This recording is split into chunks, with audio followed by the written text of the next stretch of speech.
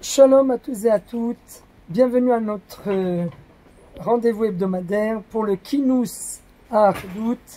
Et cette semaine, je voudrais vous raconter l'histoire qui est rapportée dans le Midrash de Echa, la Megillat Echa plus exactement, dans lequel les Chachamim nous racontent une histoire formidable.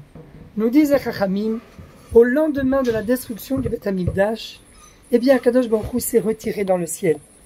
Et il s'est mis à pleurer, pleurer. Alors, tous les grands de la nation sont venus se présenter devant lui pour essayer de le consoler. Et ils lui ont dit, Ribono Shel Olam, maître du monde, toi tu vas te consoler et nous allons pleurer à ta place. Alors voilà qu'Akadosh Baruch Hu dit à toutes ces personnes, tous ces grands de l'histoire du peuple juif, qui se sont présentés devant lui pour essayer de le consoler. Comment puis-je me consoler? Ma maison que j'avais sur terre, le Beth Amikdash, a été détruit. Les Kohanim, qui me servaient de façon journalière, ont été exilés. Les Lévi'im, qui me chantaient des cantiques, qui relevaient, qui dépassaient l'entendement humain, ont eux aussi été exilés. Et malheureusement, mes enfants, les enfants d'Israël, qui venaient se présenter devant moi 3 fois par an, à 3 reprises à Pessah, Shavuot et Sukkot, tout ça a disparu. Comment pourrais-je me consoler? Et voilà que, nous dit le Midrash, d'un seul coup, qui est-ce qui apparaît devant le tribunal céleste? Rachel Imenu. Et elle lui dit, Ribono Shel Olam, maître du monde, je voudrais juste apporter un argument. Je voudrais dire quelques mots. Alors Akadosh Baruch Hu lui dit, vas-y, Bechavod, ma fille. Elle lui dit, est-ce que tu te souviens, quand j'étais folle amoureuse de mon bien-aimé Yaakov, et comme on se doutait de l'entourloupe que mon père Lavan aurait été capable de nous faire, dès le départ, dès qu'on s'est connus, on s'est fixé des signes pour essayer de déjouer les plans de mon père. Et ces signes, il n'y avait que moi et Yaakov, mon bien-aimé, qui les connaissait.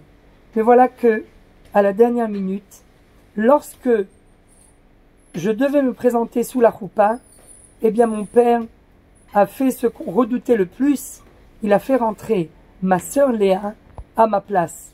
Alors, à ce moment-là, j'avais 2 possibilités. Ou bien je trompe ma sœur, ou bien je trompe mon bien-aimé. Moi, j'ai préféré tromper mon bien-aimé pour ne pas faire honte à ma sœur. J'ai préféré livrer les signes qu'on s'était fixés Yaakov et moi auparavant, 7 ans auparavant, afin de ne pas faire honte à ma sœur. Alors dire Rachel à Akadosh Baruch Hu, si moi qui suis faite de chair et de sang, j'ai su renoncer à mon amour-propre, j'ai su dire non à mon bien-aimé, toi, maître du monde, Ribono Shel Olam, vis-à-vis de qui tu es en colère? Vis-à-vis du peuple d'Israël qui a servi l'idolâtrie, c'est de ça que tu es jaloux. Si moi je suis renoncé à ma jalousie, alors toi aussi tu dois renoncer à la tienne. Miyad, Omer lanu Midrash, Nitgalgelu Rahamav shel Kadosh Baruch Hu. Kadosh Baruch Hu a pris en pitié Rachel et il lui a dit, Rachel, sèche tes larmes, car ni toi ni moi nous allons pleurer. Tous les deux nous allons être consolés. Minaï kolech mi bechi ve'enaich mi dim'a ki yesh sachan lifon la terre ve'yesh tikva le'achariter ve'shavu banim ligvulam. Tu as mérité que grâce à toi, je te fais la promesse qu'un beau jour tes enfants reviendront sur leur terre après 2000 ans d'exil. Et la vérité, c'est ce que nous sommes en train de vivre en ce moment. Nous revenons sur la terre d'Israël grâce au mérite de Rachel, qui a su renoncer à son amour-propre. Alors nous disent les Chachamim,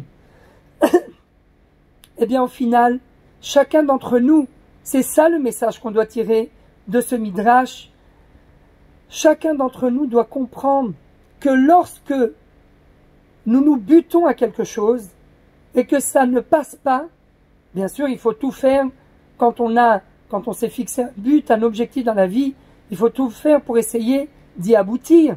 Mais si on voit que nous n'arrivons pas à aboutir, qu'il y a quelque chose qui bute, eh bien apparemment c'est la volonté d'Hachem.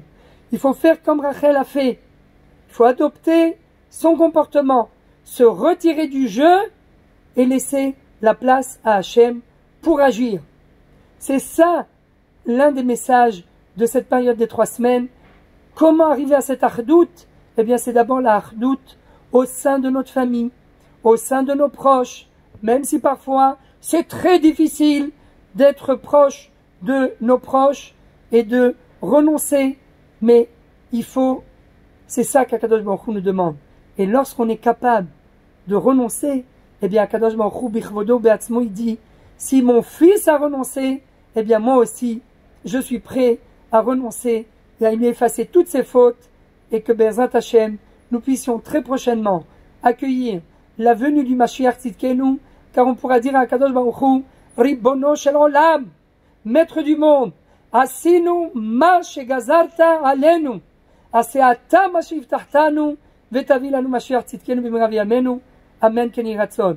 Nous avons accompli ce que tu as décrété sur nous, eh bien maintenant c'est à ton tour de remplir ta promesse, d'accomplir ta promesse et de nous envoyer le Mashiach Tzidkenu avec la reconstruction du 3e Beth Amikdash, b'mirav yamenu, Amen ken yeh ratzon. Shabbat Shalom Umevo.